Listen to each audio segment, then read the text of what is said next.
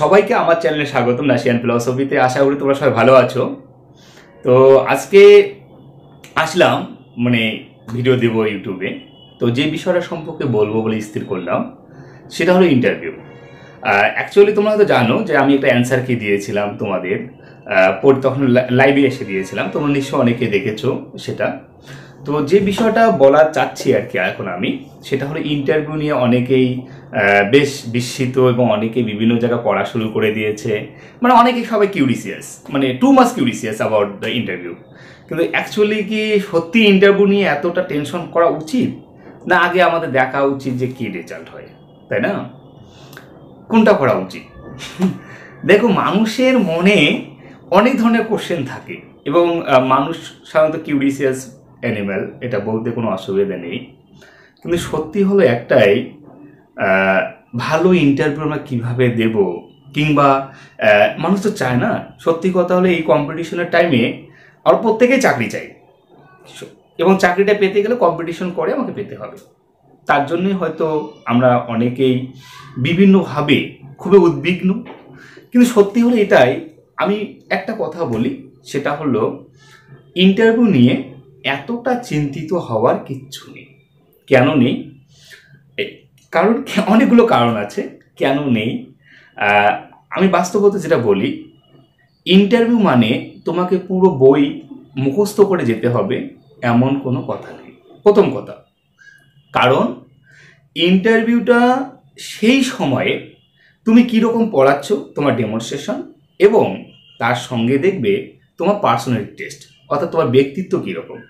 ব্যক্তিত্বকে জানার জন্য কয়েকটা কোশ্চেন আসতেই পারে সাবজেক্ট ওরিয়েন্টেড এবং তোমাকে আশ্রয় করে। অর্থাৎ যিনি ইন্টারভিউ দিচ্ছেন, যে পরীক্ষার্থী, তার ব্যক্তিগত তাকে কিছু কোশ্চেন জিজ্ঞাসা করে সেখান থেকে কিছু কোশ্চেনের অ্যান্সার খুঁজে পাওয়া যেতে পারে।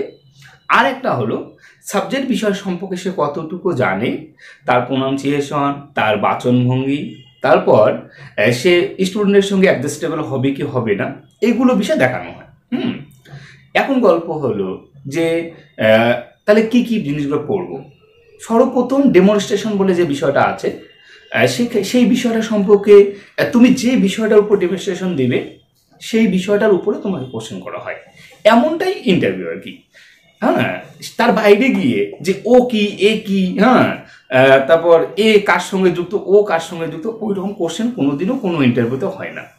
এবং আমি দেখলাম যে ইউটিউবে অনেকে বিভিন্ন ধরনের কোশ্চেন জিজ্ঞাসা করছে, বিভিন্ন ধরনের ডেমো দিয়েছে, এই কোয়ালিটির ইন্টারভিউ হয়। অ্যাকচুয়ালি এটা ফাও, বাংলা কথা হলো এগুলো ফাও।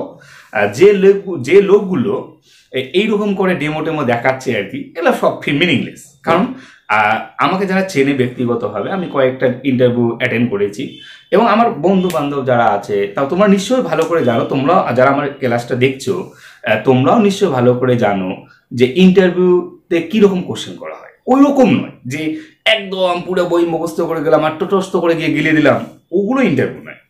ইন্টারভিউটা হলো তুমি যেটার উপর ডেমনস্ট্রেশন দেবে তার উপর ভিত্তি করে তোমাকে কয়েকটা কোশ্চেন জিজ্ঞাসা করবে, এবং তার উপর ভিত্তি করে তুমি যে বিষয়টা পড়াবে সেই বিষয়টা সম্পর্কে তোমার সম্যক জ্ঞান আছে কি না এতটুকুই দেখে।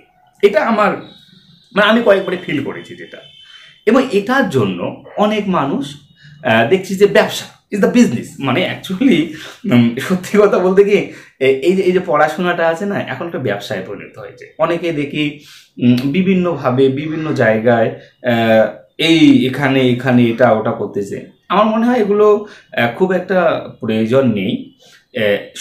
সব থেকে ইন্টারভিউর ক্ষেত্রে সব থেকে বেস্ট যদি কেউ থেকে থাকে সে ব্যক্তি নিজেই। আর বিভিন্ন মানুষের বিভিন্ন উপদেশ, এত কিছু উপদেশ, মনে হয় বেশি উপদেশ শুনলেই সমস্যা। যদি আমরা বেশি উপদেশ শুনি যে এটা ওটা, এটা করবে ওটা করবে, তারপরে দেখলে দিনের শেষে কিছুই করতে পারবে না, এমনটাই হয়। তো এটাও একটা সমস্যা আর কি।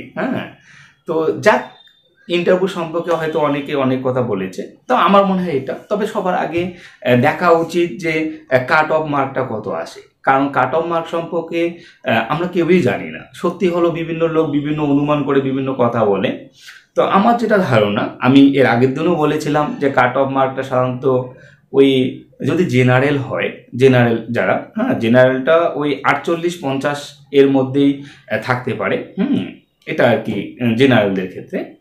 আর তারপর ওবিসি এসসি এসটি, হ্যাঁ, এগুলো ওই 45 থেকে 44 এর মধ্যেই থাকবে।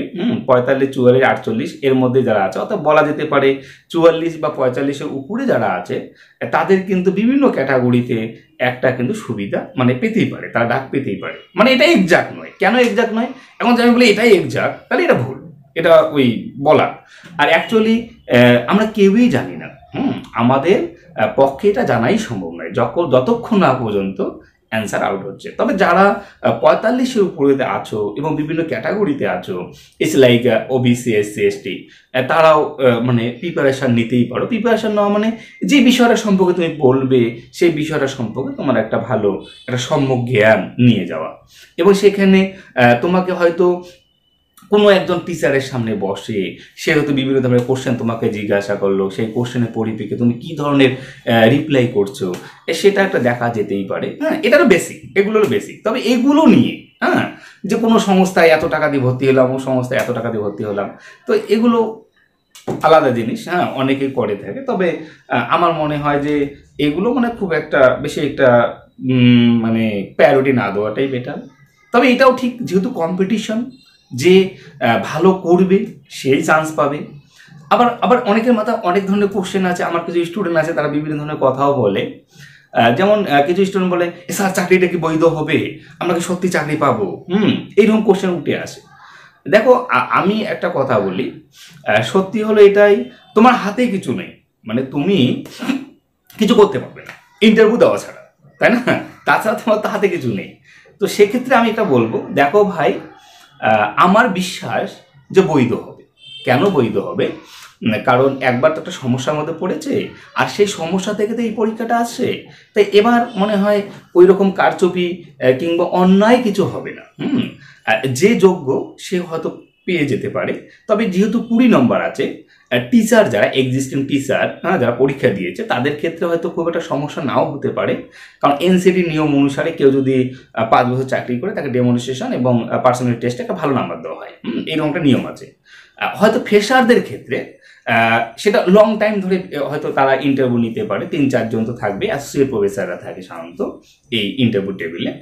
তারা হয়তো ভালো করে ঘষে মাজে নেওয়ার জন্য হয়তো পার ক্যান্ডিডেট 10 মিনিট হয়তো এরকম বরাদ্দও করতে পারে। তো সেক্ষেত্রে কিন্তু সত্যি একটা ভালো তোমাকে প্রিপারেশন নিতেই হবে। প্রিপারেশন না নিলে হবে না। তবে তার আগে রেজাল্টটা সম্পর্কে একটু মাথায় সবার নেওয়া উচিত। আমি এতটুকুই বলবো। তবে বিশাল উদ্বিগ্ন হওয়ার কিছু নেই। দেখো, উদ্বিগ্ন হলে তোমার গেল, মানে তুমি যদি বিশাল উদ্বিগ্ন হয়ে যাও, এখানে 10,000, ওখানে 15,000, এখানে 20,000 টাকা দিয়ে ভর্তি হলাম, তাহলে মনে হয় খেলা ঘুরে যাবে। তবে এটাও ঠিক যে কোনো একজন টিচারের সঙ্গে বসে যদি সেই বিষয়গুলো সম্পর্কে ডিসকাস করা যায়, তাহলে কিন্তু সেটা ভালো। সেখানে তোমাকে তো 2 দিন বা 3 দিন একটা বিষয় সম্পর্কে যদি ভালো করে বোঝানো যায়, সেই বিষয় সম্পর্কে যিনি বসে থাকবেন ওই টেবিলে, তিনি খুঁটিনাটি কত কোশ্চেন করতে পারে, সেই কোশ্চেনগুলো সম্পর্কে তো একটা আইডিয়া হতেই পারে। এটা অস্বাভাবিক কিছু না, এটা ভালো।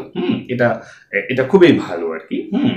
কিন্তু উদ্বিগ্ন হওয়ার কিছু নেই। এই যে দেখো, পরীক্ষার সময় আমি দেখেছিলাম যে অনেকে বিভিন্ন জায়গায় বিভিন্নভাবে অনেক অনেক টাকা দিয়ে পড়েছে। এটা শুনতে পাই আমি দেখলাম আর কি, শুনলাম আর কি, যে এই মানে এবং পরবর্তীতে দেখা যাচ্ছে যে টিচারের কাছে পড়েছে তাকে বিভিন্নভাবে কন্ডেম, গালিগালাজও করেছে।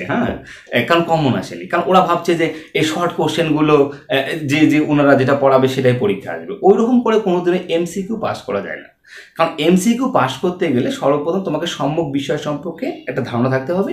তারপর থেকে ওরা যে টাইপের কোশ্চেন দিক না কেন, তুমি যেন কোশ্চেনটা ফাইন্ড আউট করতে পারো। অনেকেই শর্ট কোশ্চেন দিয়ে পড়িয়েছে, যার পরিণতি হিসাবে দেখা যাচ্ছে যে অনেকে যেরকমটা ভেবেছিল সেরকমটা নয়। অবশ্য যারা ওখানে পড়েছে তারা যতটা অ্যান্সার করেছে, যারা কিছু পড়েনি, কারো কাছে পড়েনি, তারাও তার থেকে বেশি পড়েছে। কেন করলো এটা? এটা করার পিছনে যেটা মেইন বিষয় সেটা হলো যে সেলফ, নিজে পড়াশোনা করা এবং বোঝা। কারণ ফিলোসফি আর আগের ফিলোসফি নেই, বাস্তবতা এটাই। আগে এক সময় কি হতো যে ফিলোসফিতে ওই 2 নম্বরের নাম্বার কোশ্চেনগুলো দিত, মুখস্থ করতো আর গিয়ে বসে দিত, ভালো স্টুডেন্ট চাকরি পেয়ে গেল, হাতের লেখাটা সুন্দর। কিন্তু এখন ভাই ওটা নয়। এখন যেটা গল্প সেটা হলো তোমাকে বুঝতে হবে, ফিলোসফিটা তোমাকে বুঝতে হবে এবং বোঝার পরে যে টাইপের কোশ্চেন দিক সেই টাইপের কোশ্চেন থেকে তোমাকে অ্যান্সার করতে হবে। দেখো, ফিলোসফি ইজ নট লিটারেচার। রবীন্দ্রনাথের কবে উপন্যাসটা লিখছে, উপন্যাসটা কোন কোন চরিত্র ছিল, কাবুলিওয়ালা কবে লিখেছে, কাবুলিওয়ালা কোন কোন চরিত্র ছিল, ওই রকম টাইপের তো কোশ্চেন দিবে না ফিলোসফিতে। ফিলোসফিতে কোশ্চেন দিবে তোমাকে ভিতরে গিয়ে, বুঝতে পারলে? আর তার জন্য তোমাকে ফিলোসফির গল্প শুনতে হবে, অর্থাৎ ফিলোসফিটাকে তোমাকে শুনতে হবে। যদি তুমি শুনতে পারো, নিজে পড়তে পারো, তারপরে তোমার মধ্যে একটা আন্ডারস্ট্যান্ডিং বা বোধ জন্মিবে, এবং সেখান থেকে তুমি যখন পরীক্ষা দিবে তখন তোমার ডেফিনেটলি পরীক্ষা রেজাল্ট ভালো হবে। আর অন্যথায় ওই বুঝতেই পারছো, বিভিন্ন জনেই পড়ায়, বিভিন্ন জনেই বিভিন্নভাবে ইয়ে করে, সবার একটা আলাদা টেকনিক থাকে। তবে আমি দেখেছি, আমি আগেও তোমাদের বলেছিলাম যে চাকরির পরীক্ষার ক্ষেত্রে ভাই যেটা হয় সেটা হলো সর্বপ্রথম তোমাদের বিষয়টাকে বুঝতে হবে। আর ইন্টারভিউর ক্ষেত্রে তোমার একদম মানে মহান কিছু ধরবে না। ইন্টারভিউর ক্ষেত্রে তোমার বেসিক ফাউন্ডেশনটা ঠিক আছে কিনা সেটা ওরা লক্ষ্য করে। কারণ এটা সত্যি কথা, ইন্টারভিউ টেবিলে যে মানুষগুলো বসে আছে সেই মানুষগুলো যে বিশাল কিছু মুখস্থ করে গিয়ে ওখানে বসে আছে এমনটা নয়। তুমি যে কথাগুলো বলছো সেই কথাগুলোর পরিপ্রেক্ষিতে তাদের বেসিক যে ঠিক আছে সেইখান থেকে তোমাকে কোশ্চেন করবে। কারণ কেন কোশ্চেন করবে? কারণ ওই মানুষগুলো কিন্তু ওদেরও তো বয়স হয়ে গেছে, তাই না? তোমার মতো তুমি যেমন ওই একটা কোশ্চেন আসছিল না যে সংজ্ঞা থেকে মন কি ইগো এগুলো ছিল না, ওই রকম টাইপের কোনো এমসিকিউ টাইপের কোশ্চেন ধরবে না। হয়তো তুমি যে কোশ্চেনগুলো বলবে, যে কথাগুলো বলবে, তার পরিপ্রেক্ষিতে যে ওদের যে যে মনে হয় যে এই কোশ্চেনটা জিজ্ঞাসা করলে বুঝতে পারবো যে ক্যান্ডিডেটটার বেসিক ফাউন্ডেশন ঠিক আছে কিনা, ওই জায়গাটা হয়তো তোমাকে বলবে। এর বাইরে তেমন কিছু না, বুঝতে পারলে? এটাই। তো দেখ 10-15 মিনিট মানে ভিডিও হয়ে গেল। ভালো থেকো। আর যদি কারো কোনো অসুবিধা হয় আমার সঙ্গে যোগাযোগ করতেই পারো। আমার নাম্বারটা নিশ্চয়ই অনেকে জানো, 7908015257, এটাই। আর এনজয় করো, কয়েকদিন পরে কালী পূজা আসে। দেখো, টেনশন করো না, টেনশন করলে অনেক সমস্যা হয়। আমিও টেনশন করে ফিল করেছি। টেনশনটা সত্যিই, টেনশন করে কোনো কিছুই হয় না। যেটা হওয়ার সেটা তো রিয়েলি হয়। বাস্তব কথা হলো তাই। আর টেনশন করো না। আর আমার চ্যানেলের সঙ্গে থাকো। আমি চেষ্টা করব। তবে আমার মোবাইলটা খুব একটা ভালো কোয়ালিটি কন্ডিশনে নেই, একটা মোবাইল কিনতে হবে। অ্যাকচুয়ালি কিছুদিন আগে বাড়িতে গেছিলাম, বাড়িতে একজন মারা গেছে আর কি। ওই জন্যই গ্রামের বাড়িতে গিয়েছিলাম কুচবিহারে। তো ওখান থেকে আসলাম, তারপর বিয়ে টিয়ে খেয়ে অনেকদিন পরে ফিরলাম, এই জন্য দিচ্ছি। আর এটাই বলার ছিল। ভালো থেকো সবাই। ওকে, চলো।